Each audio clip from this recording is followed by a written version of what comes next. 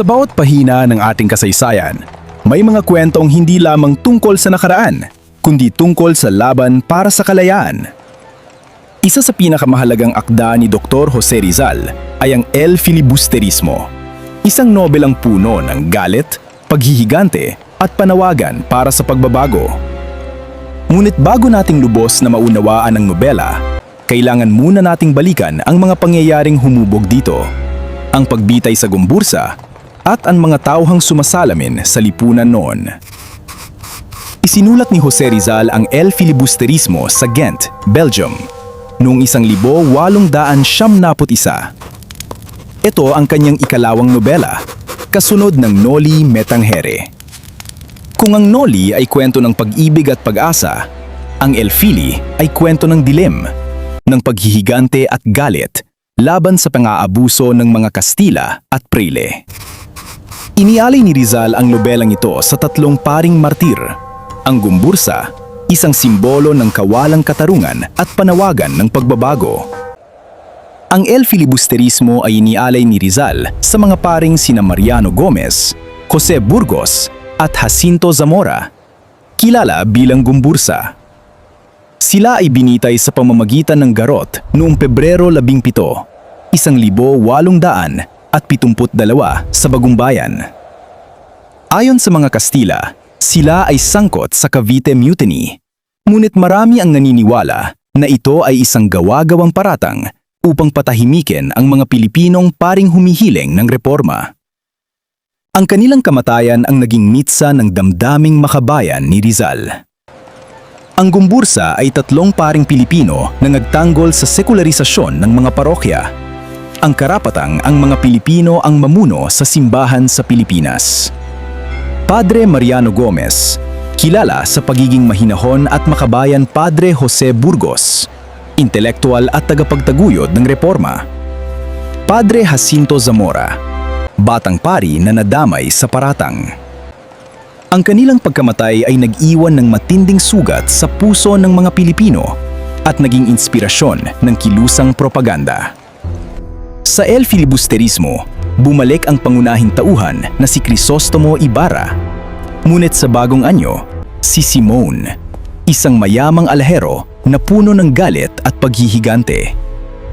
Hindi na siya ang idealistang binata sa Noli Me Tangere. Siya ngayon ay simbolo ng revolusyon at radikal na pagbabago.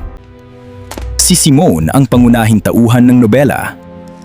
Gamit ang kanyang yaman at impluensya, pinaplano niyang pabagsakin ang pamahalaang kolonyal. Sa ilalim ng kanyang mga ngiti at magagarang alahas, nagtatago ang matinding galit at sakit mula sa nakaraan. Ngunit sa kabila ng kanyang plano, ipinakita ni Rizal na ang paghihigante ay hindi laging nagdadala ng tunay na kalayaan. Sa El Filibusterismo, makikita rin ang iba pang mahahalagang tauhan. Basilio, isang estudyanteng kumakatawan sa kabataang Pilipino na naghahangad ng edukasyon at pagbabago. Isagani, makata at idealista, naniniwala sa mapayapang reforma. Cabezang Tales, simbolo ng magsasakang inaapi ng sistema. Paulita Gomez, kumakatawan sa uring mayaman at impluensyal na Pilipino. Padre Camora, Padre Salvi at iba pang Prayle, simbolo ng pang-aabuso ng simbahan. Ang nobela ay hindi lamang kwento. Ito ay isang babala at panawagan. Ipinapakita nito ang korupsyon sa gobyerno, pang-aabuso ng mga Prayle, kahirapan ng mga magsasaka, kawalan ng katarungan. Ngunit higit sa lahat, ipinapakita nito ang tanong, ang pagbabago ba ay makakamtan sa dahas o sa edukasyon at pagkakaisa? Ang Gumbursa, ang El Filibusterismo at ang mga tauhan nito ay hindi lamang bahagi ng nakaraan. Sila ay paalala na ang kalayaan ay hindi basta ibinibigay. Ito ay ipinaglalaban.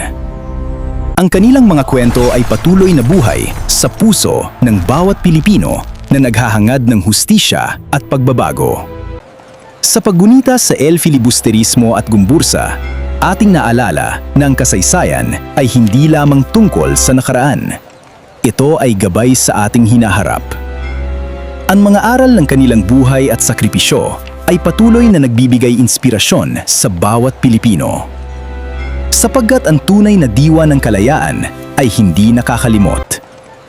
Ang kasaysayan ay hindi patay. Ito ay buhay sa bawat Pilipinong patuloy na lumalaban.